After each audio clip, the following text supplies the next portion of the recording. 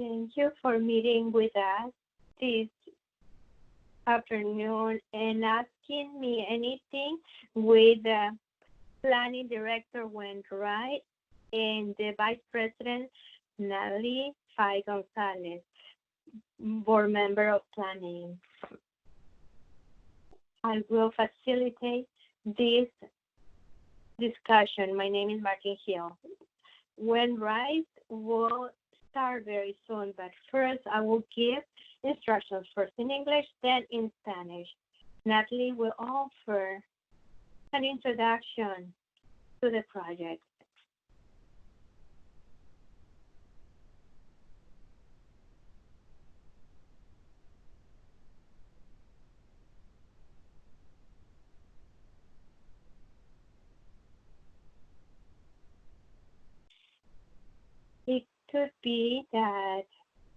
It could be that Team Live is a new technology for you. It is for us. This is only the fourth time that we use it. Therefore, if you have any questions at any time, write it down in the chat box, the one that is circled on the screen, or send an email at tribe2015 at montgomeryplanning.org, and we will do everything possible to answer. Unfortunately, the public is not going to be able to contribute to this event out loud, but at any moment you can publish your comments and questions in the chat box. All the participants of the session were shown. If you have entered anonymously to our meeting, at the moment that you ask a question, we request for you to publish your name to be able to identify you. If you are listening over the phone, you cannot participate on the chat during the event, but you can send an email to try2050 at montgomeryplanning.org, or you can call 301-650-5613, and you can leave a message with your questions and comments, and we will answer after the event. This event is going to be recorded and published in our webpage, www.tribemontgomery.com. There will be saved the conversation, and they will be shared with the planning staff, the ones in charge of the actualization of the Montgomery plan, Try Montgomery 2050. Be respectful with your comments. We will not use any profane language comments. And lastly, if you want a full screen, there is a line with two arrows that is on the corner, lower right corner. You can use that. Now, I introduce you the Vice President, Natalie Fay Gonzalez. Thank you, Natalie, for being with us.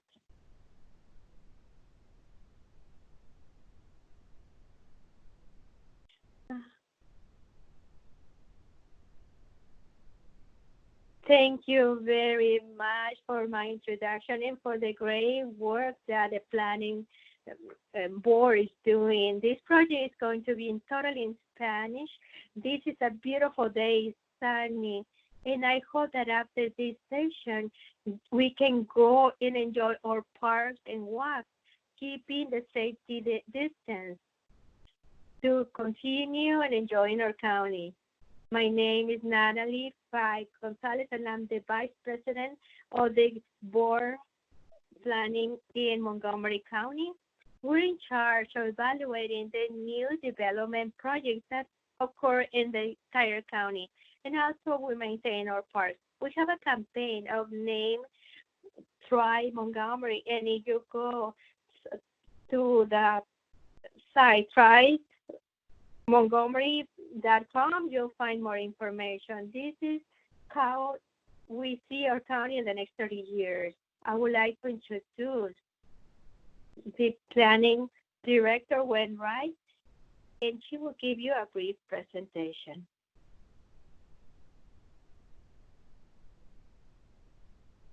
The general plan, I am Gwen Wright, the planning of the County of Montgomery. What a joy to be with you today. One of the things that the general plan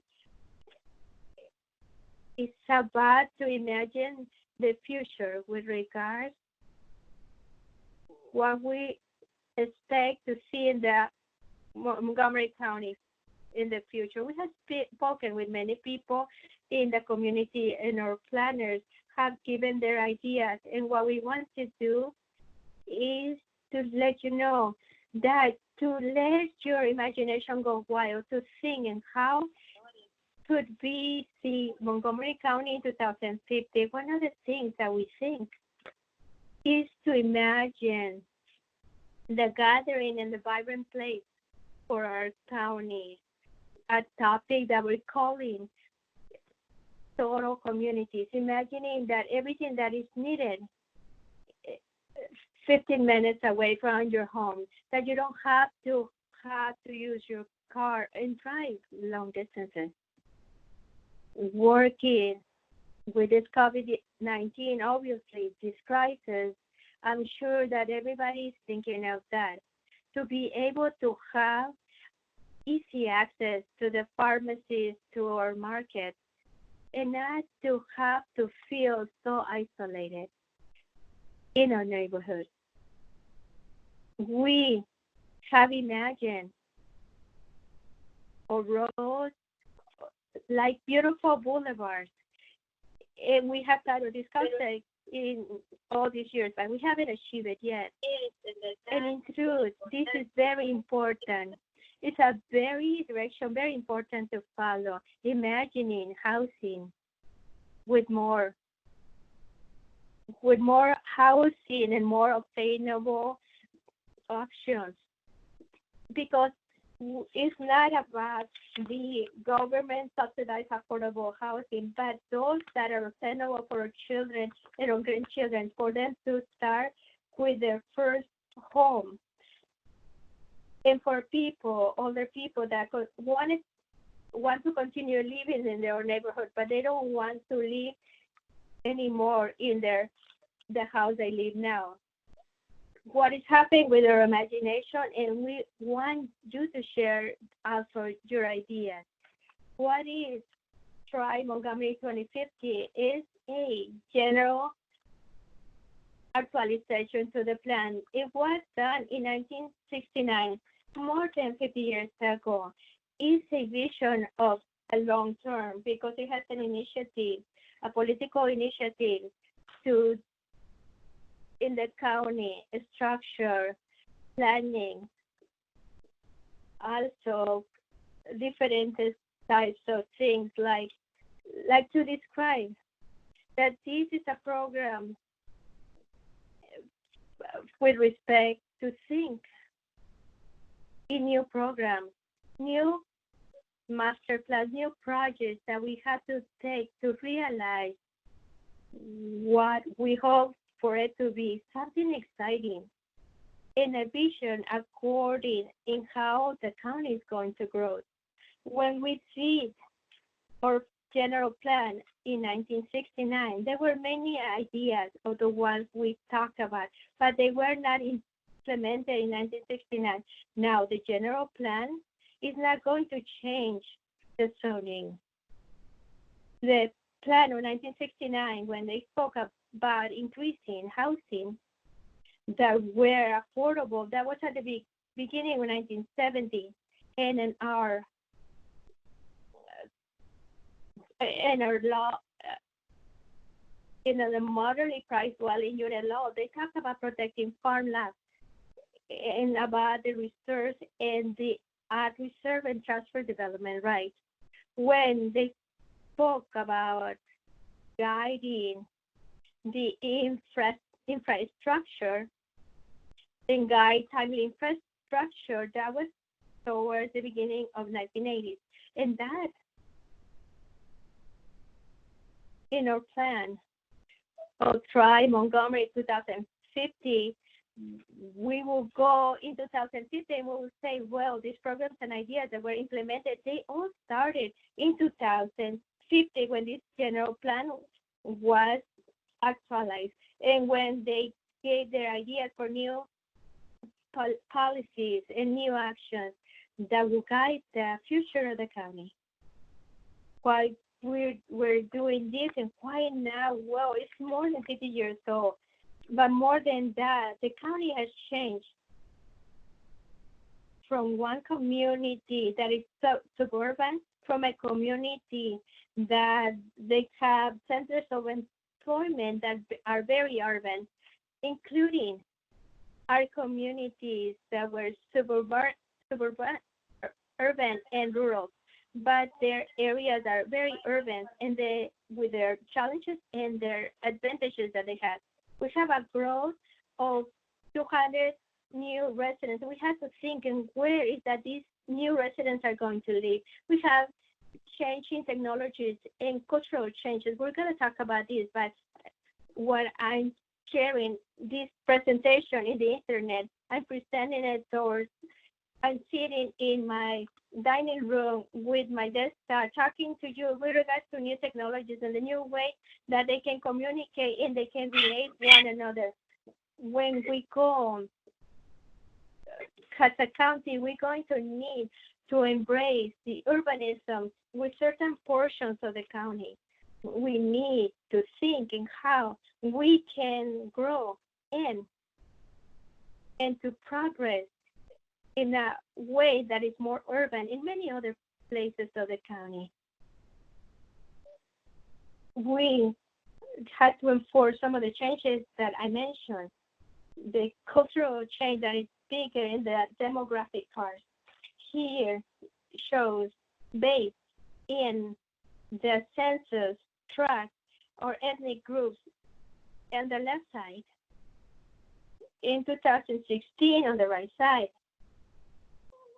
and the dark blue, predominantly it was white, and that was in 1990. How it changed dramatically in 2016. Now we have a county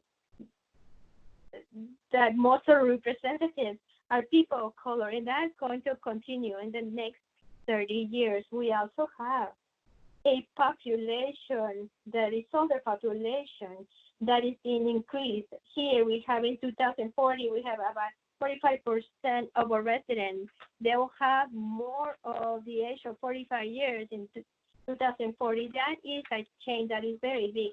That is something that we have to count as a county. People are working from their home. Of course, it's not a joke.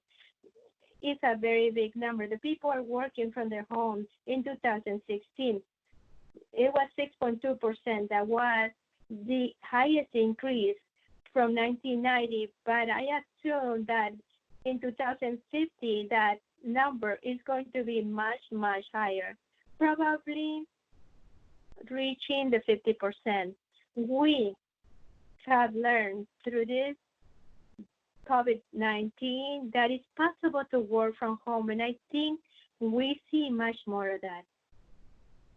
We have done an outreach very big, and I'm very proud that we have connected with people with the entire county in the different ways for us to hear the voices of the residents that don't participate on the process of planning, and usually they don't do it. We have heard that the rent is very high. We also have heard that the traffic, but other things that they would like to have is communities of mix in different things. We don't want to see more things on the areas of the highway or the ag reserve. We have to protect that. We have to avoid the traffic in the I-270. We need to attract business that are independent. I think that the interest, the entrepreneurship in the small business, in it was in so many of the outreach. When we think the Marriott Corporation was a small business, it was a business that started in our Montgomery County many years ago. When or which one will be the next small entrepreneurship that will start small and become something very big?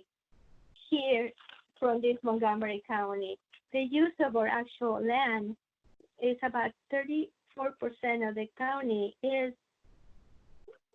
with single-family homes, and about 44% of the county is with the parts that are agricultural or parks. That means that we have very little land that is not constrained. According to this graph, about 15% of the land in the county doesn't have constraints, it's unconstrained. And what that means is a big, big reality. With the plan of the county of Montgomery to 2050, everybody is going to have to change their way of thinking. Our future growth as a county is in infill to adapt the buildings that exist, building in infill in places we never thought we were going to build. One of the things that we like to say much is that we're turning parking lots into places. We have to consider each one of the spaces like an infill to be able to put the type of growth that we are going to see in the future. Another reality is that our growth of housing is not fulfilling the needs of our population. The number of housing has reduced dramatically in the last years. And if we go and see and going to have 200,000 new residents in the following 30 years, we are going to have more housing and more places of different kinds, using different types of construction, using different types of buildings. And we cannot continue the way we're going, or we're not going to be able to have enough housing, and the price of that housing is going to continue growing and rising, and it's not going to be obtainable, or it's not going to be able to be paid. When we think on the general plan, we ask, what are three main goals that we want to have? What is our framework? And with that, health, economic health, community equity, and environmental resilience. Those were the main ones for Thrive Montgomery. And Thrive, that is a very important word. I let you know that Montgomery County is a wonderful place to work, play, and live. But we cannot stop there. We have to confront some of the challenges that I just described. The need for more housing, or the fact that we have communities that have traffic problems that is very significant. Yeah, we have equity problems, and we're going to see that type of problems. And not only we're going to live like we are, we have to make changes. We have to make changes in such a way that we see the county, how we're going to see it grow. And that's going to be necessary for us to change how we do things, usually in the 21st century. All of this results in a vision for the county of Montgomery County. That is the result of many of the things that we had in our community and on the outreach and on the planning meeting in the county with regards to initial ideas. We think that the vision for the county in 2050 is not only a central corridor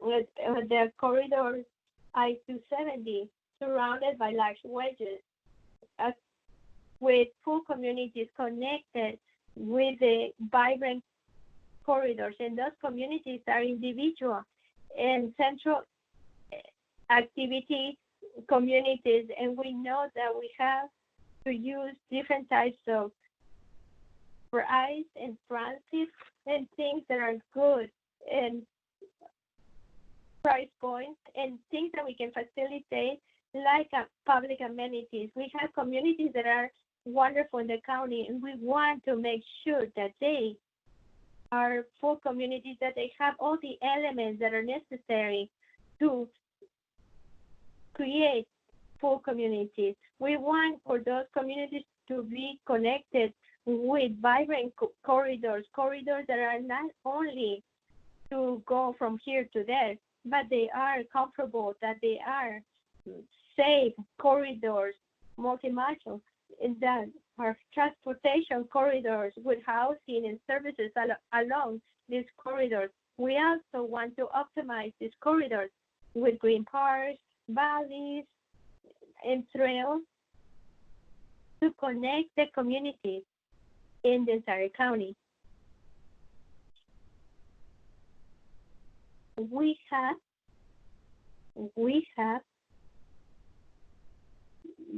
seen our problems and ideas, and we have categorized these in eight significant goals. These goals are related to our three results: a safe and efficient travel, economic health, environmental resilience, and community equity. But we believe that the policies and actions are under these 8 categories: safe and efficient travel, complete communities, diverse and adaptable growth, connectiveness, affordability and attainability, diverse economics, healthy and sustainable environment, and culture and design.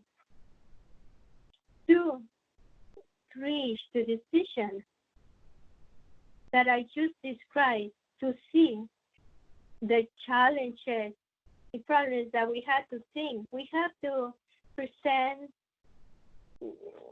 and confront these changes as a county. We have to identify these big changes that are going to inform our policy and our action. First of all, once again, we have to understand that we are not a suburban community, that urbanism is something good, in that in many parts of North County, there are already urban corridors connecting these nodes. That is our future. And each one of these nodes, we have to have these 15 minutes away from life. The amenities,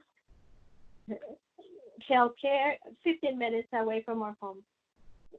When we feel this experience of the crisis, COVID-19, we have to make sure that the people are not isolated in their homes or communities, but that they have the way to go and buy medications to their pharmacies or to the markets, places where they can walk and feel the outdoor, everything, 15 minutes away from their home, maybe walking or using their bicycle. Active lifestyle, that helps very much, but also the social connectivity is very important. Once again, what we have felt is that need that is so big in these last couple months that we had the quarantine. We need connections of people and prices and the lifestyles that are active, and the 15-minute living. It helps for that social connectivity. We also need to start to think on the housing has a right and value that we need the housing not only that they're subsidized by the government, but the young people and those that are older that think of leaving their single-family homes, but they want to continue in the same community. They have to transform the parks. I'm going to speak about that we had to plan to stop planning for cars, and we had to depay the county. Those ideas go more than that. We need to have the less payment as least as possible. The places of the right of way, we also need a variety of, we need in support the big companies and also the government group like NIH and FDA, but also we need small businesses, we need businessmen, people willing to have businesses in our full communities and along of corridors in a mix of usage to start to create that sense of a full community, a total community. We need regional solutions for, we think very insular way, and we need to stop that. We need to start thinking in a regional way how we can connect for instance, transportation. How can we take care of the housing problems? How can we be in charge of the technological problems in a regional way? Diversity is our strength, not only diversity of our racial part or heritage, but also the fact that we are urban, suburban, and rural. That is our strength as a county. We are, in truth, something very complex and strong. It is a net of people and places, and we have to see the importance of a place. We need to understand that the people need to want together.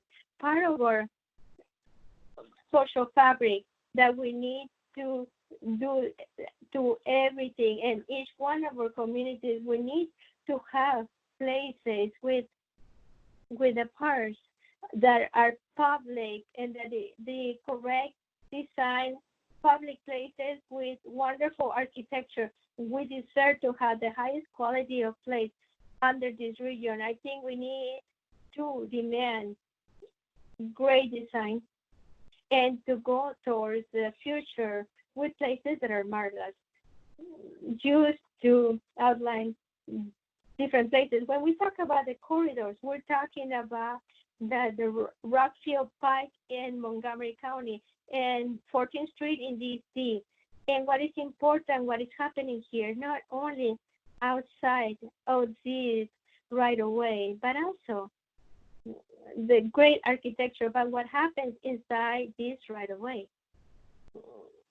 Getting rid of overhead utilities that are having wide side sidewalks, having roads. We have to have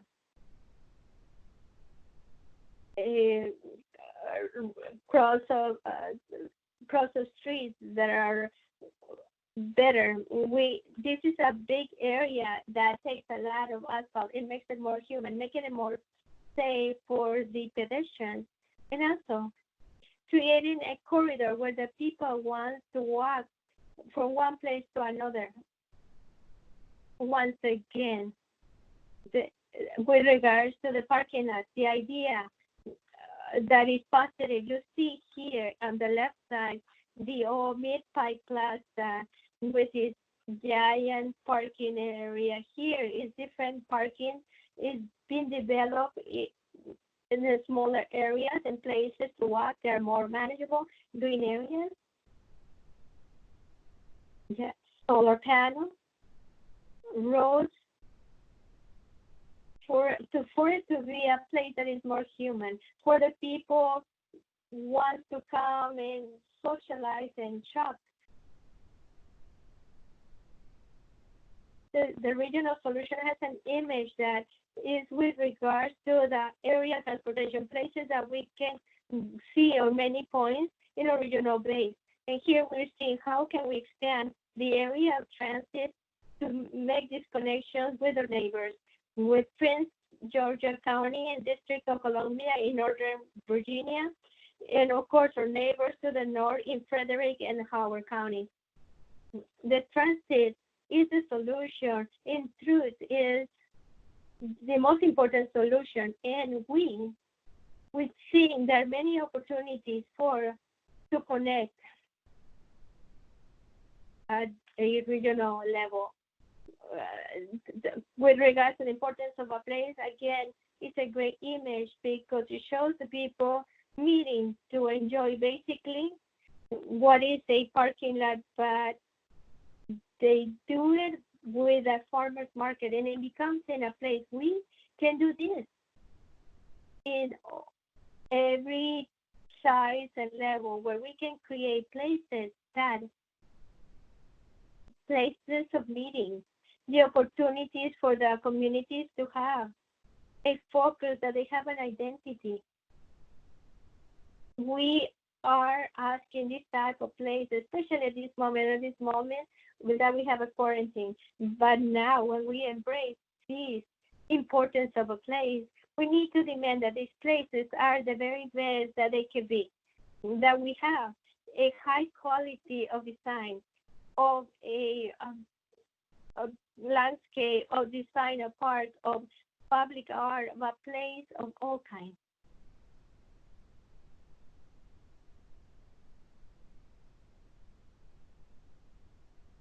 Thank you once again for connecting with us. Once again, if you have questions or comments at any moment, write it down in the box for chat, the chat box, or send an email to try2050@montgomeryplanning.org. I think everybody's worried with the pandemic. Let it be clear that this pandemic has changed our way of living and our way to evaluate what we have around us. When this experience has changed the ways that you think that we had to plan for the future.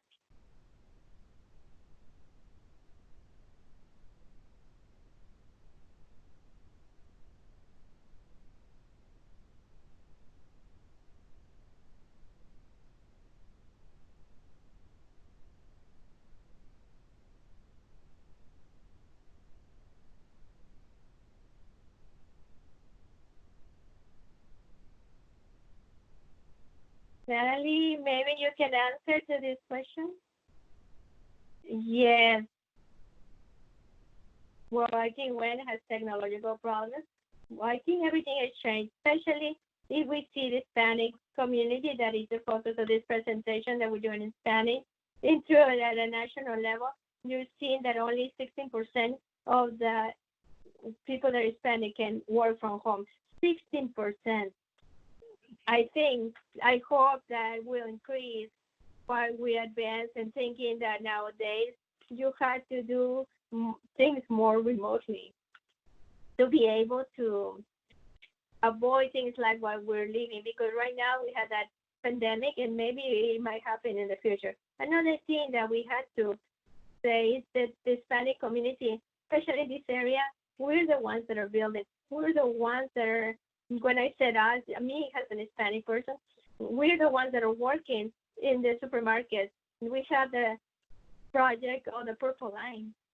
And that is a project that is the biggest project of transportation in the state of Maryland. And then you see the workers, more of 80% of the people that are working is that Hispanic, that we have to be outside. We cannot be working inside a home. It's the reality that we live. Now, right now, is that we have to think how we have to avoid illnesses, adapting ourselves to the situation. How can we have a better quality more cleanness around us? How can we avoid to prevent to expand illnesses as the ones that happened lately? Thank you, Natalie. We have the second question of Adriana Trujillo. Adriana says, the housings are very expensive in the county, and the ones that are affordable are very far from her work in Rockville. How can we have more housing at a lower cost? I can talk about that. Look, basically what, and I was saying, it has, she is right. Nowadays, like when describing her presentation, practically 50% of the land that we have in the county is land that we can redevelop because we're talking about re-urbanization in our county, and we need more housing. We need to build more. But we to be able to, when we build more and have more housing, also the prices go down, and that's one of the goals. Unfortunately, we also have family friends that live in places like Gettysburg, Germantown, that they have to drive or try to take the transportation for 2 hours to be able to work in DC. That is not acceptable. We need to have a way of thinking that to advance, we need to have the housing near the public transportation and near the places where the work centers are there. One of the things that we're observing in the planning board is the development plan to one that is called the growth policy. And basically, we want to change to be able to create those that housing in places that are key. For example, in these days, I talk about Glenmont. Glenmont is an area where there's quite a bit of Hispanic in Eastbourne and Wilmington, where I live. There's several places that could be developed. We have a metro station there. It's a big place to create more housing. And we have to think outside of how we're thinking lately in how to create the housing that those centers with more stores that they can be in the community in that place. You understand? That is a small example of things that we can do nowadays in order to lower the price of the housing, like you're saying, Adriana, and you're right. Thank you, Natalie. And I would like to offer the opportunity to Gwen to answer. Gwen?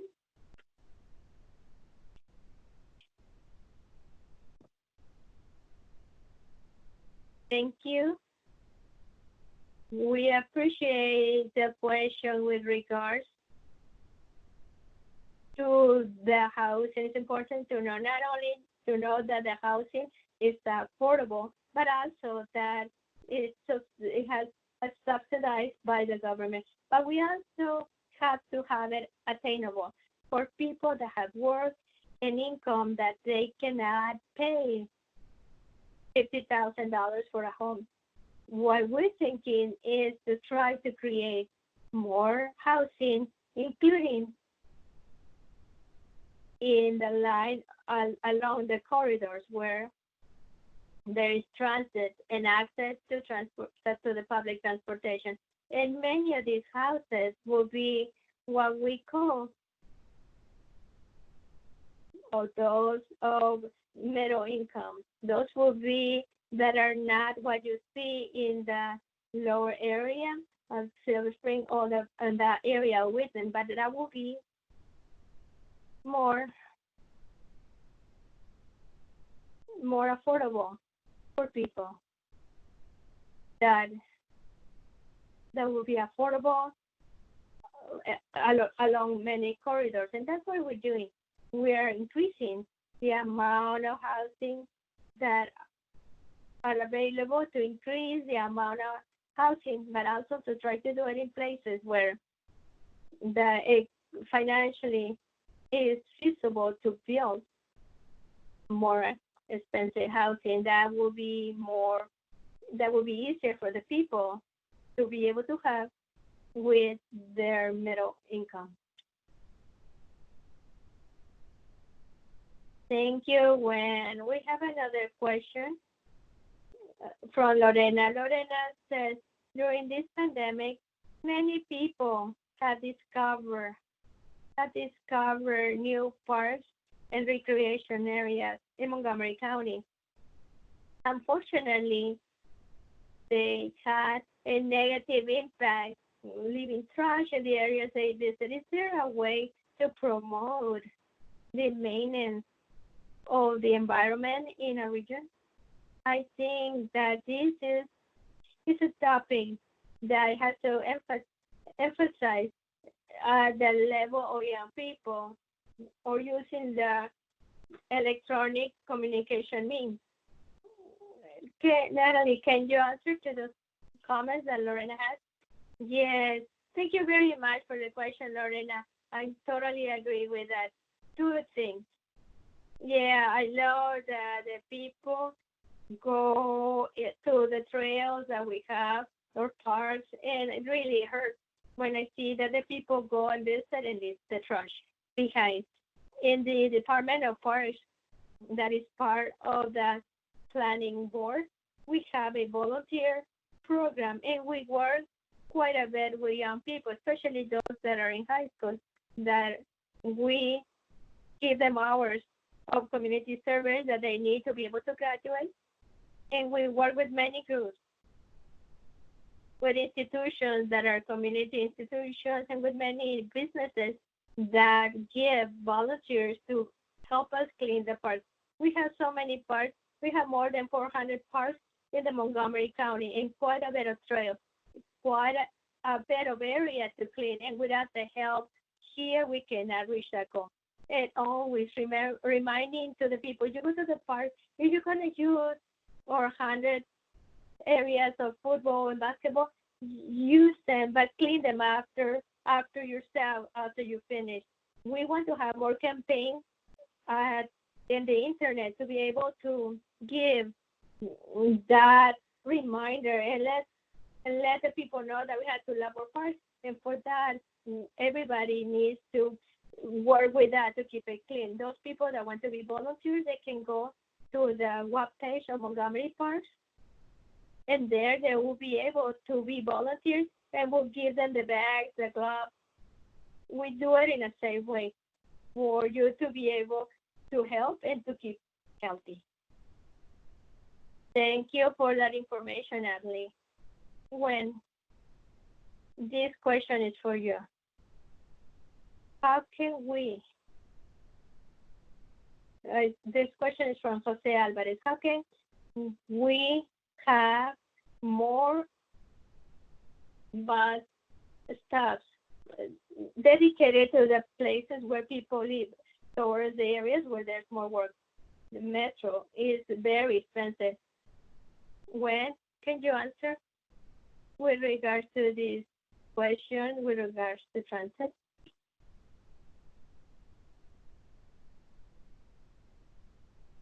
That question is a very good question. We have a plan to build buses faster in many of the corridors in the county of Montgomery, and that is going to give more opportunities of transit. But in Montgomery, in the plan Montgomery 2050, and we need to give priority to the construction of these plans of transit, the facilities, and not to build more roads or things that will be for cars. We are seeing the options of transit on the I-270. We're making a transit plan or traffic plan, and we're working with the county, with the Department of Transportation of the county, with the fast bus plan for Maryland 355 and for Merrill Road. We believe that aside from that, to build more transit, we have to make sure that we have to build roads in the streets for the people to be able to go to the public transportation. The road is an excellent example. That's a road that has many buses, but there are long areas where they don't have sidewalks, and the people cannot go to the bus stop very easily. We want corridors for them not to be just beautiful, but functional for the people that are walking, using a bicycle, and taking public transportation. I love that question they just made because one of the topics that is so a passion for me is the communication topic. When I came to this country, I came with my mom, and we live in Landicam, and we'll take 3 buses for Landicam to Cherry State, cleaning houses. I was in high school and I cleaned the houses with my mom. 3 buses for what, 15 minutes? It took us almost 2 hours to go from one place to another, and that's not fair. I think that is crucial for the future economy to understand that the public transportation is vital and deserves to have the financing to be able to have success. One of the things that I want to emphasize is that in this policy of growth, the growth policy that you guys call in English, we're working nowadays in the planning committee. Like I said, we're seeing the formula and how to evaluate projects and how to see the importance between the people that take the bus and the people that drive. Every time that we receive a project, we analyze the project in the area of transportation. So we analyze also the time that a person drives and the person that takes from using a bus. I think that if we're going to be in a serious mode to increase the bus routes to be efficient and fast, and that more people start driving and focus on using the bus, we had to have formulas that have and give more points to the projects where more people will take the bus instead of driving. You understand? It should be part of the evaluation. It's not fair that we're going to have a project when people take 50 minutes instead of 3 minutes in a car. I think that the formula has to say give more points to those that are taking the bus. You understand? Because there's a topic about the environment, the topic about transportation. There's a topic about that we have to live in cities where that are more efficient, that I can walk and to a store instead of going to my car to go to the store. I live in Whitton, and I'm blessed because here I walk to the H Market, and it's 5 minutes from my home. So you don't see me driving, you see me walking or driving my bicycle with my children to go to the market to buy things that are light. And thinking more of that and really putting the strength to the way of transportation, the way it should be, fast buses maybe, the BRT, that's how they call it in English, or the purple line that I talked about it before, and the metro. Yeah, that is very expensive, the metro link. But you see that the community with low income, including many Hispanic people, they use the bus instead of the metro link because the difference is quite big. And to think, and we're talking about inclusive monorail in the Burgess or Germantown, the upper area of the county. They're talking about that, and I think that will be super good to think about more kinds of ways of transportation because we're understanding more the importance of how we think. That we have to be less on the individual side. Thank you, Natalie and Gwen, for your answers. Gwen, we have another question. Jose Viate.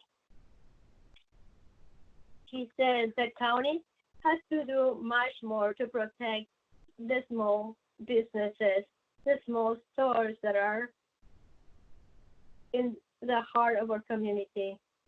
They cannot disappear. And the question here, what can we do? Thank you for that question. Small businesses are essential. They're essential for economy and they're essential for the idea of the Montgomery Project to have the total community. We want to have the idea of living 15 minutes away from everything, like Natalie mentioned, to be able to walk, to ride or bike to the store, to the market. Then we have to do two things. One, we have to support the small businesses to do the regulations to be more flexible for those small businesses, for them to be able to operate. In second, we have to add more density,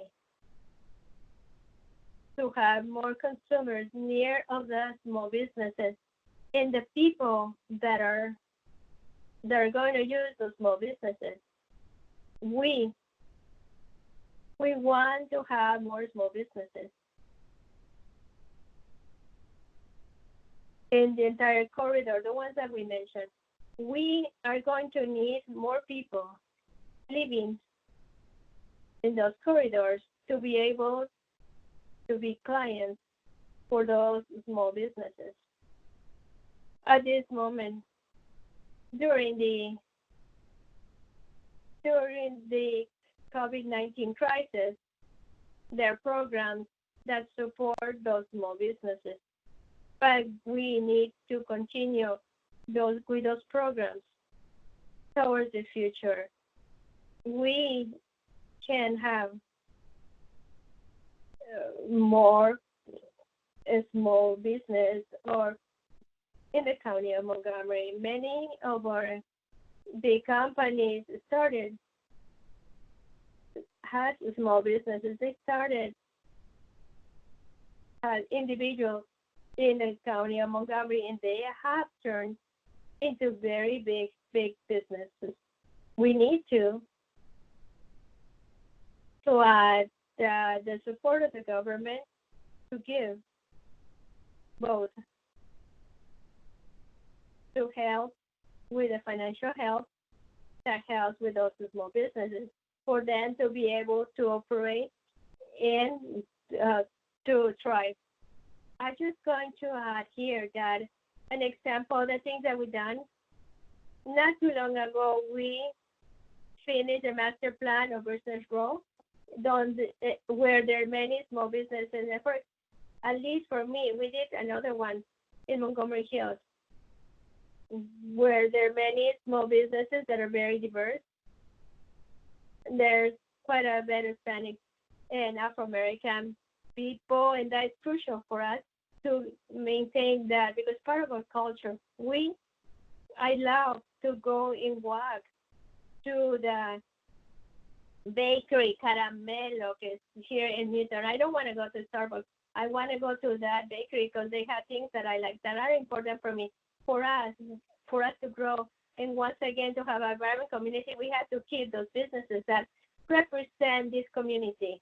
And that's what I try to do. For that, every time that we're working on a master plan, we're very conscious on what we have to do to be able to put this community better, but without taking away from them. And the moment that we take away from the small business that are the heart of our community, then at that moment we lose as a society. And that's how I see it. Thank you for the question.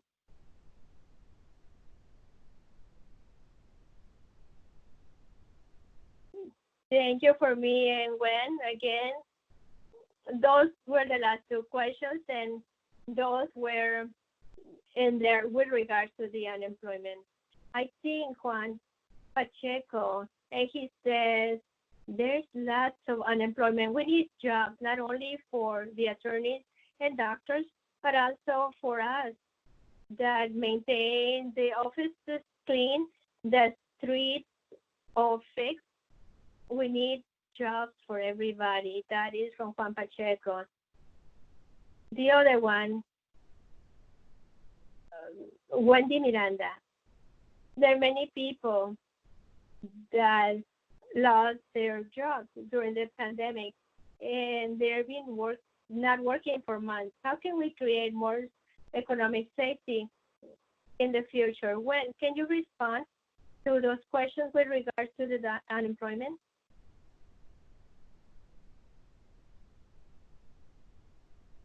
Yes, this is a very significant issue, not only for the county of Montgomery, but the entire United States. We are,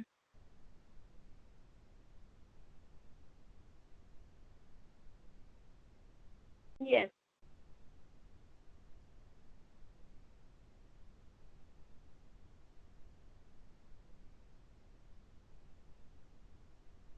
uh, I'm going to answer these questions since I see that there are technical problems with when. Unfortunately, I was reading a report that at a national level, 40% of Hispanic people have lost the their income due to this pandemic, and 29% lost their job. In the Hispanic community, the color communities have been the more affected due to this pandemic, unfortunately. And it's going to take many years to be able to continue growing, to be able to mitigate all these that happen with this pandemic. But the creation of businesses is crucial because when you create a business, you create more work. In the area that we're talking previously, that there's only 15% of the land in the county that we can develop. Is that every time there is a development project in the county, there's more work. Every time that we create a project or transportation, the line, the purple line, we created more work. It's all a cycle. And basically, it's to make sure that we can continue growing, that we can create more employment,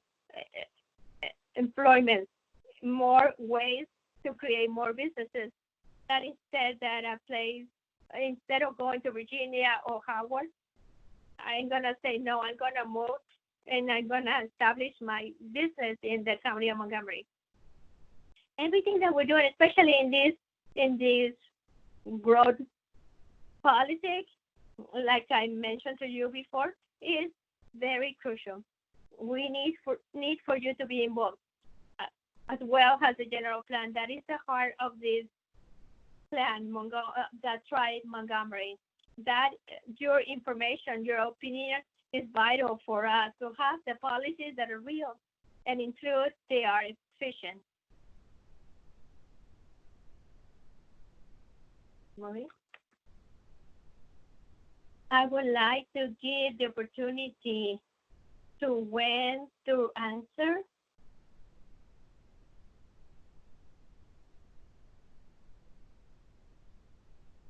Thank you. One of the biggest goals in Montgomery is to have a diverse economy. Not only the big businesses, but also the smaller businesses, and also to have the opportunity to create new technology and new businesses. And we can see during the crisis that we have right now that there are going to be different types of jobs in the future. And we have to think how how can we allow it? What types of different works that didn't exist before exist now, and that and you can start thinking about a job of technology, but how is that we have bigger needs for the people that has to work in technology work. So we need to have more work in that area. We have to make sure that we educating, and we have to see the young people for them to be ready to work in new technologies. and new industries. We have many biotech industries in the county of Montgomery. And how can we see this with the health crisis? As we can see, biotech is going to be very important in the future. We have to see how we're going to have a workforce that is educated in the next 30 years and ready to be able to confront different types of jobs that of which we haven't thought about it yet. It is important to think the work growth in the county that is not only just focus on what is already there, but to think of what can this be in the future. So then that way we can be ready and prepare to be able to answer to the changes that we know that are coming in the future.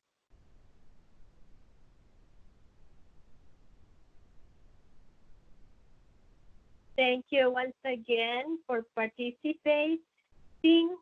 We're about to finish the event, but I want to say that we have information to stay involved in the project, the plan, the Montgomery Prospera 2050. Then we presented the draft for the policies and actions to the planning board on June 11. And through the month of June, the planning staff is inviting to the community to enter on the virtual chat with a specific information of the plan. More information is coming. You also can send a message to Thrive 2050 at montgomeryplanning.org with your comments or with your questions, and we're going to answer. Also, follow Montgomery Planning on the web with the hashtag Thrive Montgomery, and you can see in Twitter, Facebook, and Instagram. Also, you can learn more in our webpage that is here in the previous corner is www.thrivemontgomery.com. Once again, thank you very much for participating. Nelly and Gwen, thank you. Nelly, you want to say something else? No, thank you very much to everybody for participating, and I hope you connect to trymontgomery2050.com. Thank you.